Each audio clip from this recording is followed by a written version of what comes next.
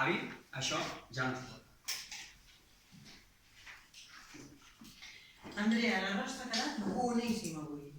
Me n'alegro que t'hagi agradat, però aquí has de felicitar el Manel. Ell és el cuiner avui. Caram, que anem bé, Manel. Si t'ha agradat, sobre, he cuinat jo, si la veritat que ma mare em va despertar les ganes per cuinar, la passió per la cuina, des que era petit. Bé, i vol cafès? Manel, seu.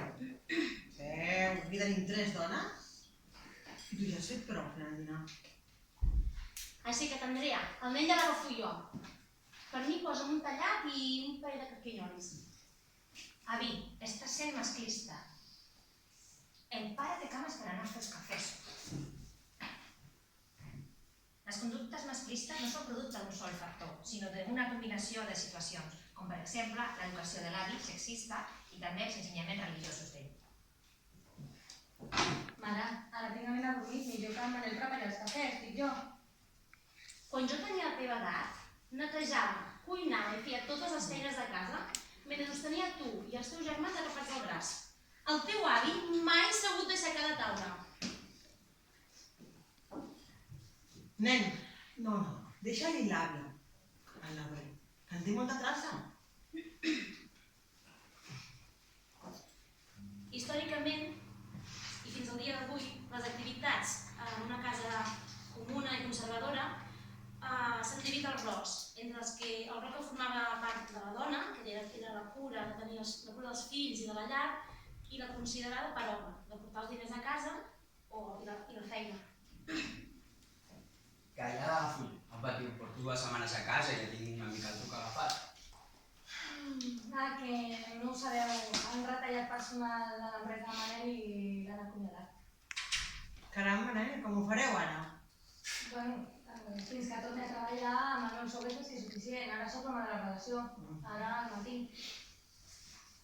Es considera que l'home alfa o supermascle ha de tenir una sèrie de qualitats i característiques, com per exemple ha de ser competitiu i poderós, destacat entre d'altres, ha de ser protector, protegir els seus i ha de tenir èxit a la seva feina.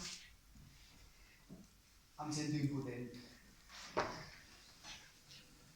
També es considera que per ser un supermascle s'ha de ser agressiu, imposant la teva opinió per sobre dels altres, retenir les teves emocions i no expressar-les, no parlar. Ser líder, independent i tenir-ho tot controlat.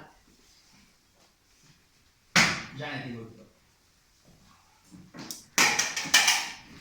El micromasclisme afecta psicològicament molts homes. És un cúmul de situacions que l'afecten dia rere dia i que al llarg del temps el que provoquen és un canvi en el paper de l'home en la societat. A molts els està bé aquest paper, els hi sembla bé. D'altres, en canvi, pateixen, se senten anul·lats i assenyalats si no donen una mica el que s'espera d'ells.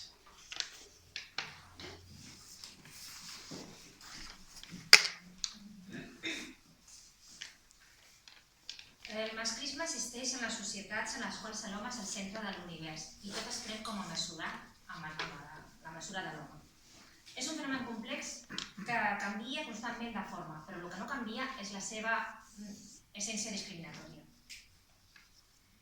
Una de les maneres que té el masclisme de perdonar el temps, paradoxalment, és acusant l'altre de masclista i donar-se un de culpa.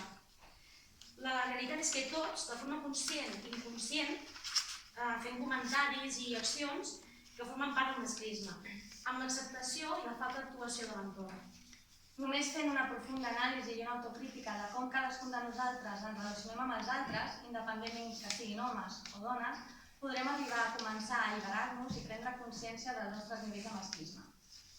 El que hem volgut plasmar en aquesta representació teatral són diferents tipus de masclisme, en alguns casos molt evidents i en altres no tant. És possible que l'espectador s'hagi sentit identificat en algun moment de la representació o hagi vist identificat a qualsevol persona del seu entorn immediat. D'altra banda, també volem fer èmfasi en que quan parlem de masclisme o de situacions de micromasclisme, sovint presentem la dona com a única receptora, com a víctima, quan moltes vegades també el que passa és que l'home rep aquestes conseqüències d'aquestes actituds de del masclisme de la societat. T'identifiques en aquesta situació? T'hi has trobat alguna vegada? I vas actuar? A partir d'ara t'implicaràs. Ara és el vostre torn.